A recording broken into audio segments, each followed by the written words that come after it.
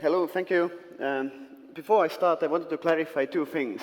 One is that there are no women in or women in Estonian VC business. Yes, there are.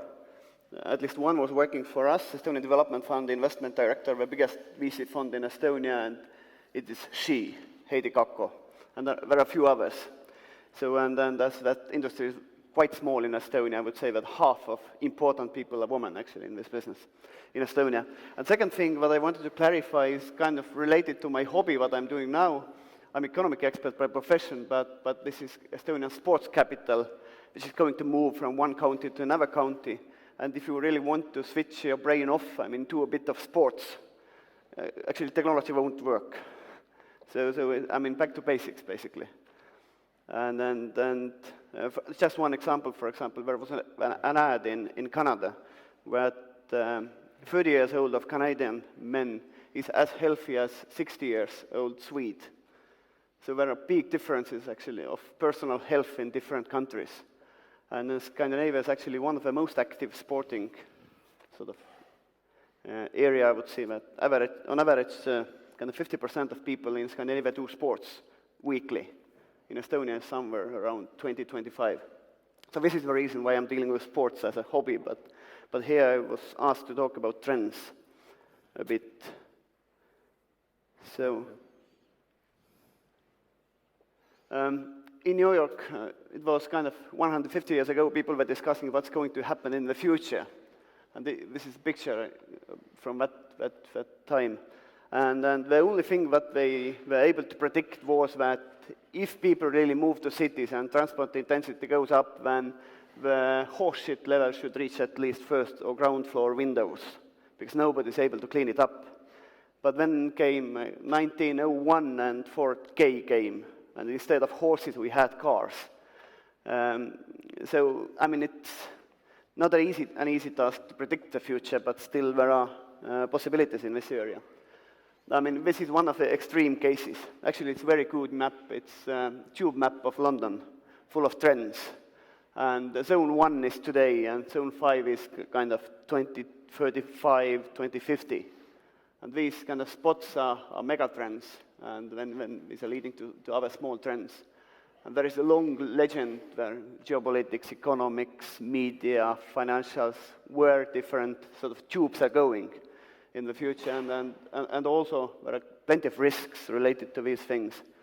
So, looking to the future can be as well extremely complicated, but certainly different things are leading to different things, but sometimes we have to kind of step down and then back to basics and back to sports, for example.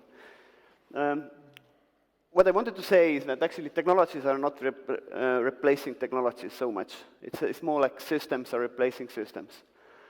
And this is kind of Thomas Alva Edison.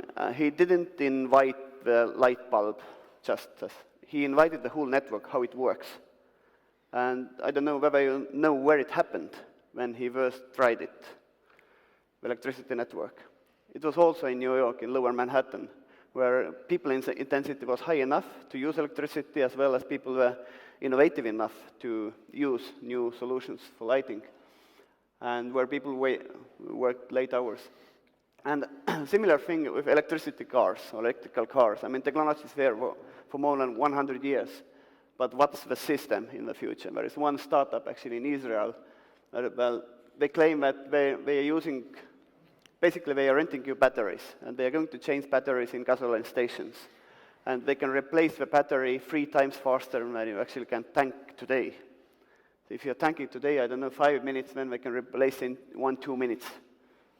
And so it's a question about what's going to be the next standards, what's going to be the business model, how it's going to work. But what we do know is that currently we are at the peak level with oil production in the world.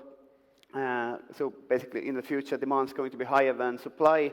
But today we have only 1 billion cars in around the world. There's going to be 4 billion cars in 2050.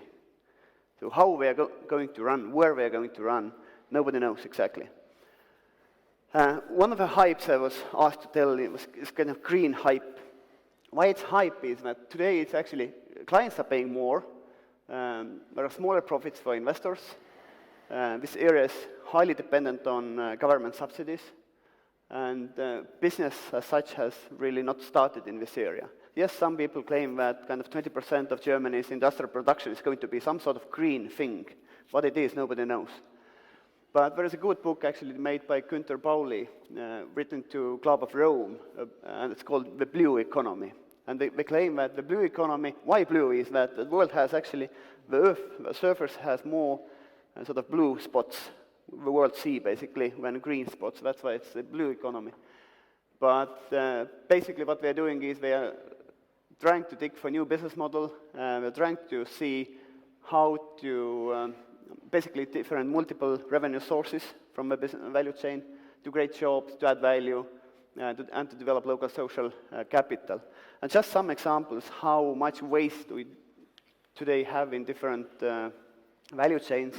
I mean, 99.8% of coffee production is waste. Half of them, it means plants remaining in developing countries, and the other half crowds is in developed countries. But more than 99% is waste. And how now to get more value out from that value chain? And now in Africa, people are growing mushrooms using these plants and providing jobs and getting women out of poverty using that. So basically, how to get more out from the value chain is more of a question, not just to produce something in a more cleaner way. And another thing is, for example, I mean, these shavers.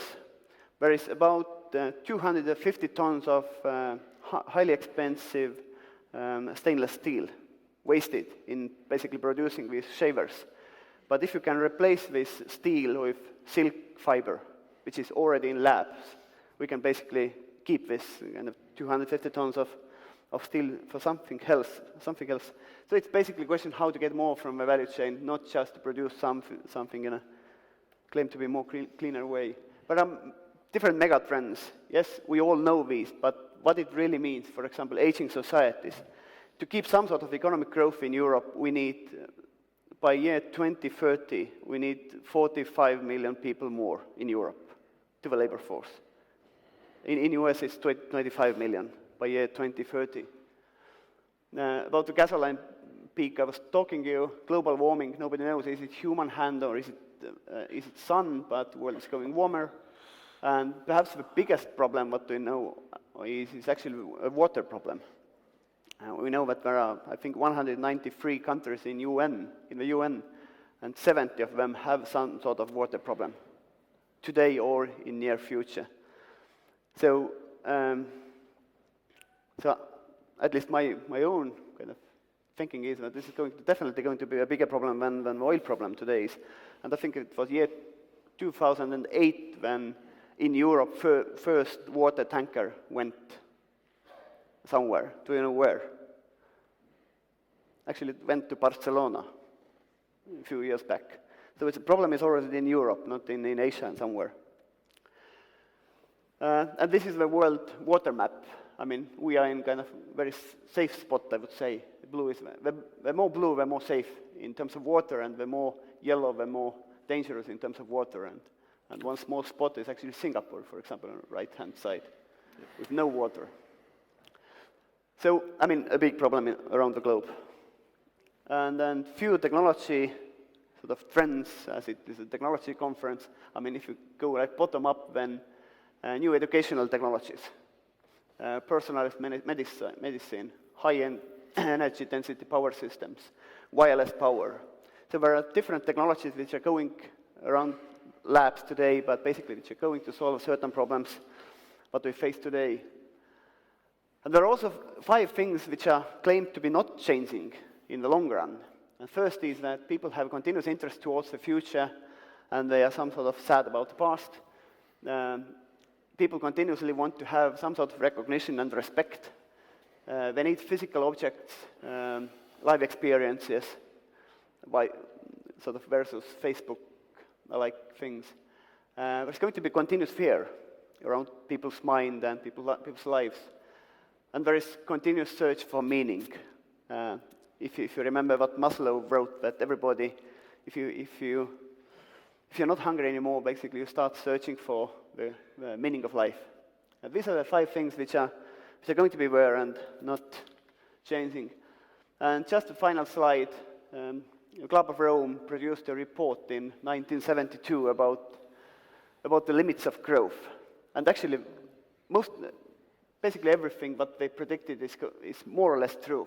There are small deviations from the actual model, but they kind of overestimated the sort of some things and they underestimated some things, but more or less we are reaching the peak of certain growth limits, and what's going to be the new, is going to be the end of Western civilization, or what it's going to be, but the absolute growth ceiling is somewhere around year 2060, where this is the limits, the ceiling of different resources around the globe.